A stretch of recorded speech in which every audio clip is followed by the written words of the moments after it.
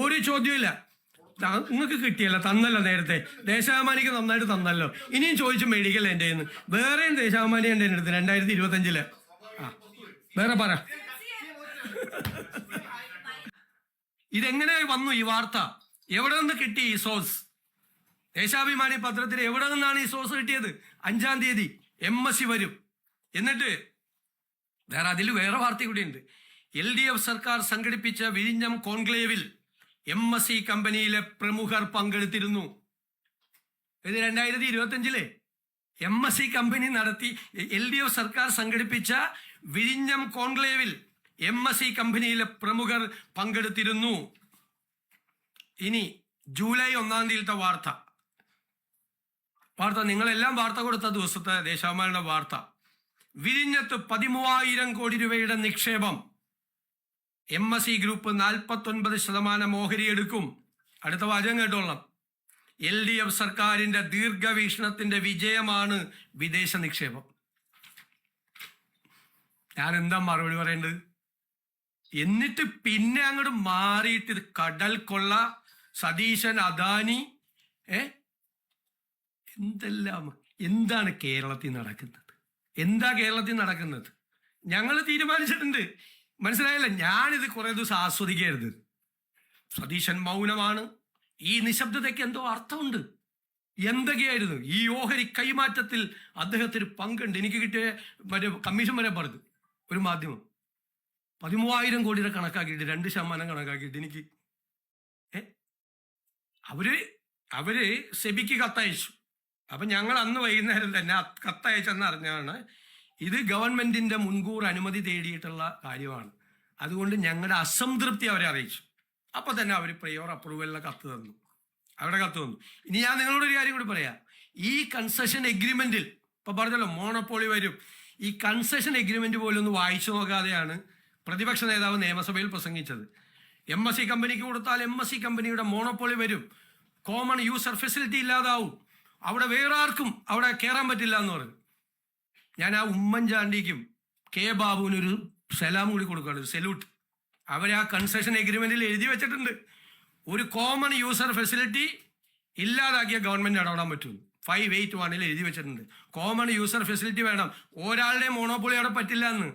ഈ ഗവൺമെന്റ് MScക്ക് ഇത് കൊടുത്താൽ അവിടെ വേറെ ഒരാൾക്ക് ഓപ്പറേഷൻ നടത്താൻ പാടില്ല എന്നാണ് ആരോപണം പറഞ്ഞത്. അത് ഇവർ വന്നാൽ അങ്ങനെ ആവുമെന്ന്. ആ ക്ലോസ് വരെ പ്രൊട്ടക്ട് ചെയ്തിട്ടുണ്ട് ഈ എഗ്രിമെന്റിൽ. കൺസെഷൻ എഗ്രിമെന്റ് ഒന്ന് വായിച്ചു നോക്കട്ടെ. എന്നിട്ട് ഈ MSc ആയിട്ടുള്ള ചർച്ച നടത്തിയത് അറിയാം.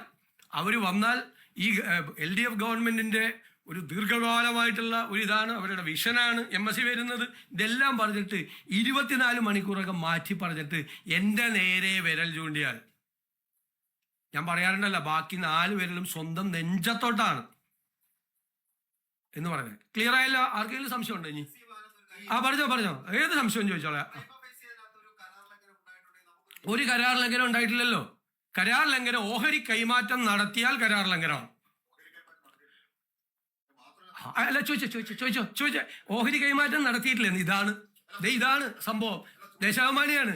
ഓഹരി കൈമാറ്റം നടത്തിയില്ലെന്ന്. അതാണ് ചോദിച്ചത്.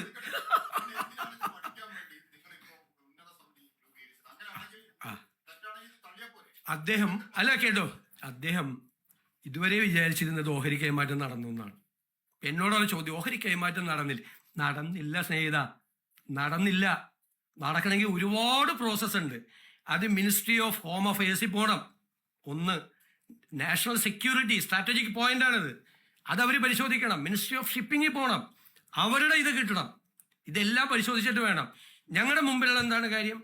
കൺസെഷൻ എഗ്രിമെന്റിൽ അവരുടെ ഷെയർ അവർക്ക് കൊടുക്കണമെങ്കിൽ ഗവൺമെന്റിന്റെ അപ്രൂവൽ വേണം.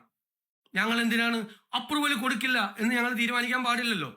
ഗവൺമെന്റിന്റെ താല്പര്യങ്ങൾ സംരക്ഷിക്കപ്പെടണം. ഗവൺമെന്റിന്റെ ഇൻട്രസ്റ്റ്, നമ്മളാണ് ഓണർ, നമ്മുടെ താല്പര്യങ്ങൾ പൂർണ്ണമായി സംരക്ഷിക്കപ്പെടണം. അല്ലാതെയുള്ള എന്തെങ്കിലും ഇതിലുണ്ടോ, ഇതിന്റെ ട്രാൻസ്ഫറിലുണ്ടോ എന്ന് നമ്മൾ നോക്കണം, നമ്മൾ പരിശോധിക്കണം. മാത്രമല്ല, ഈ വിഴിഞ്ഞം പോർട്ടിന്റെ ഭാവി എങ്ങനെയായിരിക്കും ഇവർ വന്നാൽ, ഗുണമാണോ ദോഷമാണോ, അതിനാണ് എംപവേർഡ് കമ്മിറ്റിക്ക് അത് പഠിക്കാൻ വേണ്ടി കൊടുത്തിരിക്കുന്നത്. ഇനി അവർ പഠിച്ചു വന്നാലും ഗവൺമെന്റ് ഓഫ് ഇന്ത്യയുടെ സാങ്ഷനും എല്ലാം കിട്ടിക്കഴിഞ്ഞാൽ മാത്രമേ സ്റ്റേറ്റ് ഗവൺമെന്റ് ഇക്കാര്യത്തിൽ ഒരു തീരുമാനം എടുക്കുകയുള്ളൂ.